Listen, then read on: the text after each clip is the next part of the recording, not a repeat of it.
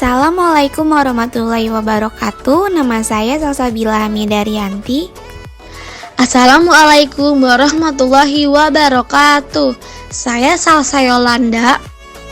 Assalamualaikum warahmatullahi wabarakatuh. Saya Zulfa Nabila. Manajemen kelas adalah proses perencanaan, pengorganisasian, penggerakan, dan pengawasan kegiatan pembelajaran guru dengan segenap menggunakan sumber daya untuk mencapai tujuan pembelajaran yang telah diterapkan secara efektif dan efisien.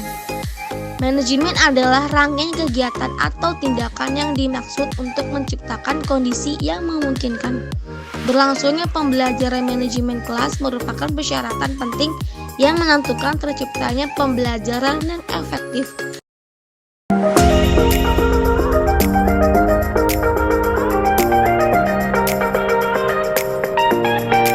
Tujuan manajemen kelas yang pertama adalah mewujudkan situasi dan kondisi kelas.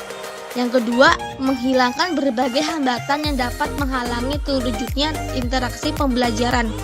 Yang ketiga, menyediakan dan mengatur fasilitas serta perabot belajar yang mendukung dan memungkinkan siswa belajar sesuai dengan lingkungan sosial, emosional, dan intelektual siswa dalam kelas. Yang keempat, membina dan membimbing siswa sesuai dengan latar belakang sosial serta sifat-sifat individunya. 1. Prinsip kesiapan atau readiness. Kesiapan belajar ialah kematangan dan pertumbuhan fisik, psikis, intelijensi, latar belakang pengalaman, hasil belajar yang baku, motivasi, persepsi, dan faktor-faktor lain yang memungkinkan seseorang dapat belajar. 2. Prinsip motivasi atau motivation. Motivasi adalah tenaga pendorong atau penarik yang menyebabkan adanya tingkah laku ke arah suatu tujuan tertentu. 3. Prinsip perhatian. Perhatian merupakan suatu strategi kognitif yang mencakup 4 keterampilan, yaitu berorientasi pada suatu masalah, meninjau sepintas isi masalah, memusatkan diri pada aspek-aspek yang relevan, dan mengabaikan stimuli yang tidak relevan. 4. Prinsip persepsi. Persepsi adalah proses internal yang memungkinkan kita memilih, mengorganisasikan, dan menafsirkan rangsangan dari lingkungan kita, dan proses tersebut mempengaruhi perilaku kita. 5. Prinsip transfer. Transfer merupakan suatu proses di mana sesuatu yang pernah dipelajari dapat mempengaruhi proses dalam mempelajari sesuatu yang baru. 6. Prinsip retensi. Retensi adalah apa yang tertinggal dan dapat diingat kembali setelah seseorang mempelajari sesuatu. Masalah manajemen kelas. 1. Tingkat penguasaan materi oleh siswa di dalam kelas. Misalnya, materi pelajaran yang diberikan kepada siswa terlalu tinggi atau sulit, sehingga tidak bisa diikuti oleh siswa. Maka di sini diperlukan penyesuaian agar siswa dapat mengikuti kegiatan belajar dengan baik.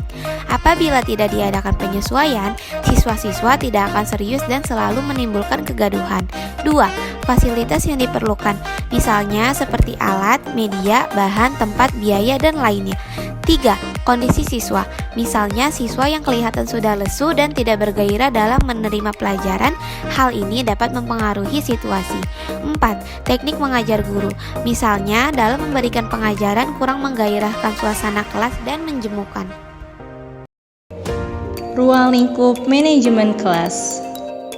Ruang lingkup manajemen kelas terdiri dari 4 ruang lingkup, yaitu 1. Manajemen kurikulum, yaitu sebuah perencanaan atau pengarahan untuk menyelesaikan kurikulum tersebut. 2. Manajemen peserta didik, yaitu suatu proses kegiatan yang direncanakan dan diusahakan secara sengaja serta pembinaan secara kontinu terhadap seluruh peserta didik atau dalam lembaga pendidikan yang bersangkutan agar dapat mengikuti PBM dengan efektif dan efisien. 3. Kegiatan akademik dikategorikan sebagai kegiatan PBM atau teaching. Di antaranya, membuat persiapan sebelum mengajar, melaksanakan pengajaran yang telah dipersiapkan, dan menilai sejauh mana pelajaran yang sudah disajikan itu berhasil dan dikuasai peserta didik. 4.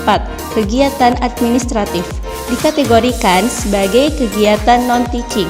sebagai kondisi-kondisi yang perlu diperhatikan guru bagi kelancaran mengajarnya, seperti kegiatan-kegiatan prosedural dan kegiatan organisasional.